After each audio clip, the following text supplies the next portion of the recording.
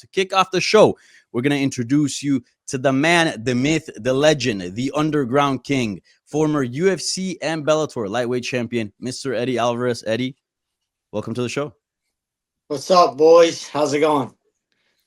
Good, man. Excited to have you here on the show and excited for this fight that you got against Jeremy Stephens in the main event of KnuckleMania 5 on January 25. Very, very good fight, man. Super excited for it. It just seems like the perfect situation, like the perfect moment for you, right? Like you're the A side, you have a nice named opponent, main event, Philly. I mean, can you talk about how important this moment is for your career? Because it just seems like everything's coming together at this point. Yeah, for me, it's a bucket list. I've fought for many promotions, and I only got to come to Philadelphia like 14 years ago, one time ever. Philadelphia's always had licensing issues with MMA, and then it had some licensing issues with bare knuckle, but now that's all passed. And I started fighting in the streets of Philly with no gloves on. At 19 years old, I decided to put gloves on and pursue a career. And now, it's come full circle, and I'm taking my gloves back off and headed to the Wells Fargo in front of a sold out Wells Fargo on the 25th and get to do my thing in front of my city. Yeah. Are we going to get a Rocky run or no? We already hit the steps for a face off, but yeah, maybe I'll head back up there. It's kind of cliche. I'd rather go to Kensington where I grew up and do something there. Okay, gotcha. And I want to ask you about this fight. I mean, as I mentioned, it just seems like the perfect moment for your career. You've done it all, UFC champion, Bellator champion. Is there a chance, because of how perfect this moment is, that this might be the last one you pick up a win and maybe you walk off into the sunset? Is that possible or no? I don't know. I'll never make that decision on a fight night or even before a fight. I've been taking longer layoffs in between fights over the past probably 3-4 years, taking longer layoffs, kind of find out who I am outside of fighting. But I'll never make that decision before or after a fight. That'll be like me and my wife. I have some coffee, and one morning I'm just gonna say, "Hey, I think I'm done," and then that'll be it. I think that moment's for me and my wife. We started this all together with our 4 children, and we put fighting first. We kind of married this whole game, me, my kids, my wife, and we traveled the world and put our whole lives, put it in front of everything for the last 20 years. So I think that'll be a special moment when I just say, hey, I think I had enough and I think we're good. Okay. Gotcha. Eddie, you mentioned there, taking more and more time off as this career, continues on and on. How is your health right now coming after that fight against Mike Perry? How is everything looking heading into this fight with Jeremy? How's the injuries? How's all that stuff? That's the thing. When I'm injured or I get let's say I get knocked out for a fight and stuff, I've been very generous with myself. I've given myself I've taken a year off of fighting completely. I've always looked at myself as a good stock. I knew that if I couldn't compete at my highest level, that it was time for me to take a step back. I never injuries and pushed my way into fights that I shouldn't have been in. If the fight gods told me I was injured and it was time to relax, I always listened. After the Mike Perry fight, I gave myself almost a full year recovery. I did have broken orbital in 2 different spots. Let it fully heal, let it recover. I didn't start being active sparring again until maybe 3 months ago, something like that. So I've always been kind to myself and give myself proper time. And I think that's given me the longevity I have in the sport, that and never doing steroids. I think a lot of guys who do steroids, they speed up their performance and then on the back end, they lose years of their career. So I think these 2 things for me have been beneficial and allow me to fight in this span of 21 years now. Yeah, your longevity has been unreal, Eddie. And I know as we kind of build towards this fight, you guys did the press conference and you had that great face-off. There was lots of words exchanged and stuff. Is there anything more added to this fight now with Jeremy after all that, or is that just kind of normal pre-fight build in your mind? there's more in that. If he would have talked about me, it would have been fine because I know they're just words, right? So like whatever. I've heard so many words from so many different opponents. They're nothing but, he talked down on the city, and now I feel like I got the weight of the city on my back to do what they want me to do, to humble this guy, to not say bad things about the city. And I'm okay. I'm good with being their champion and being that guy that they put in front for me to eliminate him. So I feel the obligation to do that. It's waking me up early and keeping me up late, and I feel like kind of like a kid again, to take that role. Yeah. Eddie, are you surprised that he went that route? Because like I'm no troublemaker, but if there's a city that I won't go and talk smack in, it's probably Philly. So are you surprised that he went that route? I was nervous for him because he didn't have like an entourage or anything like that. And that this for sure, I was nervous for him because I've been at games, or like let's say you're at football games and guys decide to wear the opposite jersey in Philadelphia. These guys try to take the subway and they think it's a normal city where they could just walk around with that stuff. And it's not. It's not. The fans are they have no etiquette, they have no sportsmanship. They totally fine with suckering you or knocking you out and being like, "Hey, you shouldn't have wore that shit here." So I was a little nervous for him because I had some friends from the neighborhood that I wasn't sure if they would do something or not. Hey Eddie, I got a question. So it's kind of an unfair one, but I think you're like the best person to kind of answer this. Now, it's almost unfair and impossible to have an analogy for boxing's, four kings. Everyone's familiar with boxing's four kings. You're obviously the underground king. That being aside, Eddie Alvarez bias aside, I don't know how anybody doesn't look at MMA's lightweight division and see that as the equivalent. And if you had to pick four kings, I know maybe like one or two will be for sure names, and you're one of those, Eddie. You, to me, are one of the four kings in MMA. And I know you really can't maybe compliment yourself. Maybe you can go ahead. You deserve it, champ. But who would you say, in your opinion, if lightweight MMA is the pull for the four kings, who are the other three kings next to you, Eddie? Who do you think deserves those spots? I know two right away off the top of my head would be Poirier and Gaethje for sure. And um just the third spot I'd leave up the fans because I I don't I would have put Chandler in that realm uh based off of my wars with him, but he just hasn't won enough or done enough, or not to say done enough. He's been entertaining, but when I look at Duran, Sugar Ray, and I look at Hearns and Hagler, these are guys who mostly won. They were at the top of their games, and they beaten each other. They all beaten each other. But the biggest comparison is they were winners and champions themselves. So I don't know who the third guy would be, but I know for sure Dustin and Justin and myself. And I appreciate you saying that because I've said this in the beginning of my career that there's a big difference between who's the best in the world and who's most popular. 100. Not being the most popular because I always fought outside of the UFC. I knew who I was, and I knew I was a champion because of my work I did inside of the gym and who I trained with. But fans don't know that, and fans need to see it. They need to see a UFC title or all these belts to know that that's what you're capable of. But I know it, and the real fighters that are inside the gym know it.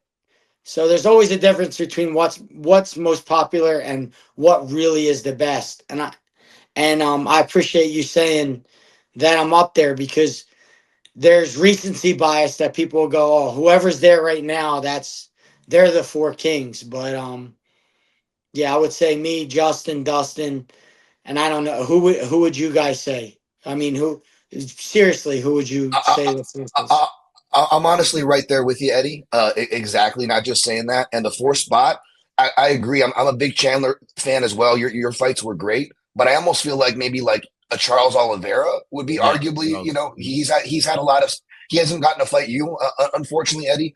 But like he's been in a lot of fun fights with these top guys. I feel like he's got a spot in there. But I absolutely agree. Justin, Dustin, and yourself are kind of no brainers for that spot, man. Yeah, yeah.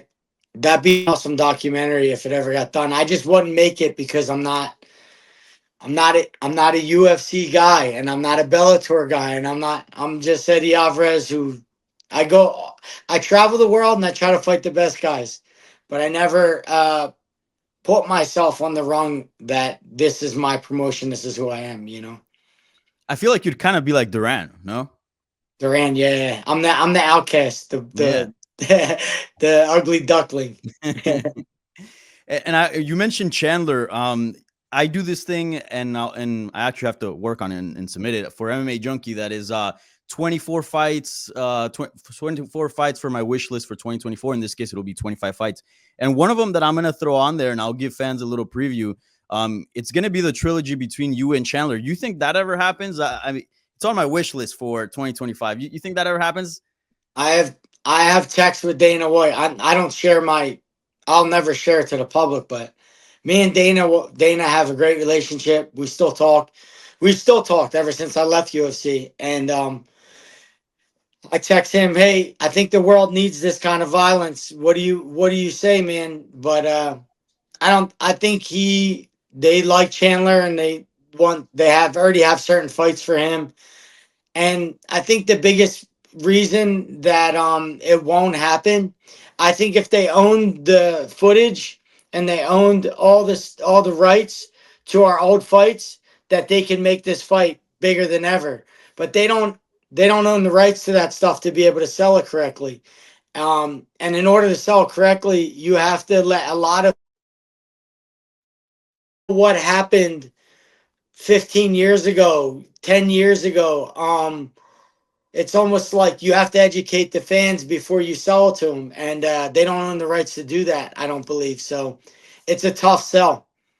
Well, fingers crossed. Hopefully it happens, because I think that'd be phenomenal. I think it would make sense right now for both of you guys' careers. And look, just bring it back, even just for one fight. Like, it doesn't have to be an entire career that you want to do right at this point, but just an international fight week event. Why not? Just put on Eddie Alvarez versus Michael Chandler. Look, all they have to do is drop the link on social. That's it. Just a link, and I'm giving the UFC the idea here. No promo, no nothing. Just drop the 2 links. One to the first fight, one to the second. That's it. It's sold. Brother, I'll do you one better. Let's let him fight again, and if he's on the same trajectory and he loses again, he can maybe get cut. They don't want him, and then just come over to bare knuckle and let's do it with no gloves. Yeah, I think that's the kind of violence this world needs right now. It's too safe. Yeah. I'm for more violence in 2025, the right kind of violence. And let me ask you this: what have you thought of Chandler's career in the UFC? Did you think that he was going to become champion? Like, did you think that he's outperformed or underperformed? Because like, you came over, you had your hiccups, but like, you won the belt, man. That's something that unfortunately for him, he hasn't been able to do. I think if you ask him, he's underperformed, and he'll know the reason for that, or whatever the reasons are. But for sure, I think he has all the tools to win the UFC title. It's a matter of whether he uses the tools he has, and I don't think he has properly. And I don't know why. It's very frustrating for me to watch, because I know what he's capable of and what kind of grit and champion spirit he has. I think it's more of him tweaking the way he fights and using his weapons that he has. He just doesn't use them, and it's frustrating for me to watch, to be honest with you. I think it's frustrating for a lot of people who are fans of him, who want him to win, because he just doesn't.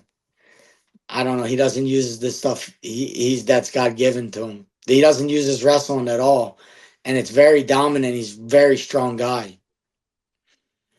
Yeah. Yeah, I got one for you, Eddie, because you kind of threw my brain for a loop there when you talked about Chandler and you and being over in BKFC. If that were to happen, there's also a third party that's kind of a link to all of you guys and Conor McGregor, right? Obviously, you two fought. Chandler and him were linked forever, and the fight kept falling apart.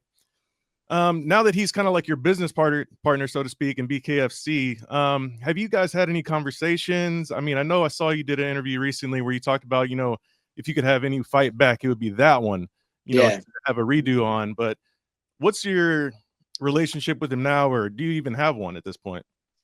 We honestly, I've spoken with a lot of guys outside the cage after I fought them. Connor's never been one of them, but I think I'm passionate about BKFC at this point in my career, and so is he. And I think we have similar thoughts on growing the sport of bare knuckle. But as far as like on a competitive side, I just don't think. And I don't think he's able to fight anywhere but the UFC. And I'm of the gonna have to get released and fight for anyone else. So even the Logan Paul thing, I think it's going to be a charity thing. And as long as they kind of word it that way, he's able to kind of get through some red tape in his contract. But no, he still has 2 more fights with the UFC.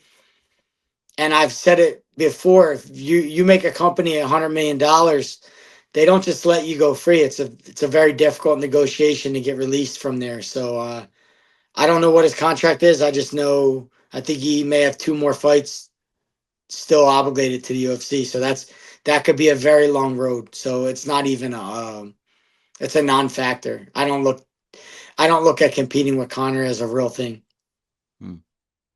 Gotcha.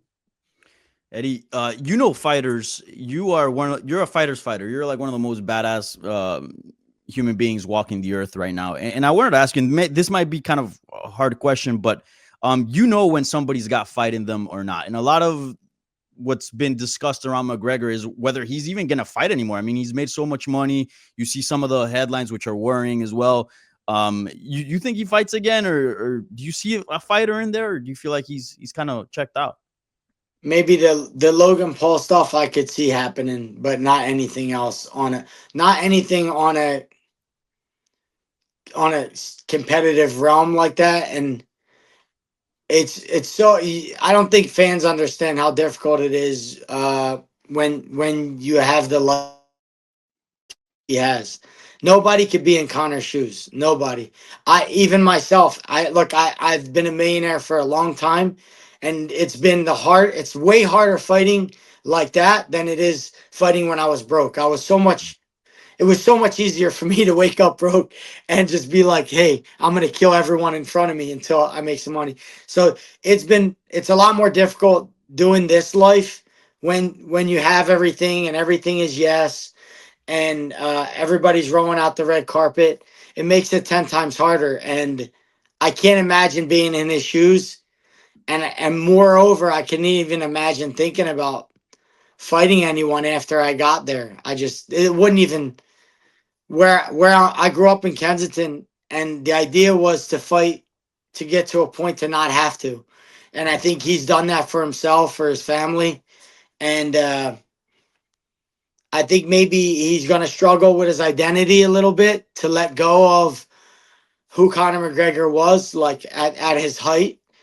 But at some point, he's going to have to let go of that and be like, look, I fucking did it. I fought until I didn't have to fight no more. And I don't need to be that guy that I needed to be, Yeah, for sure.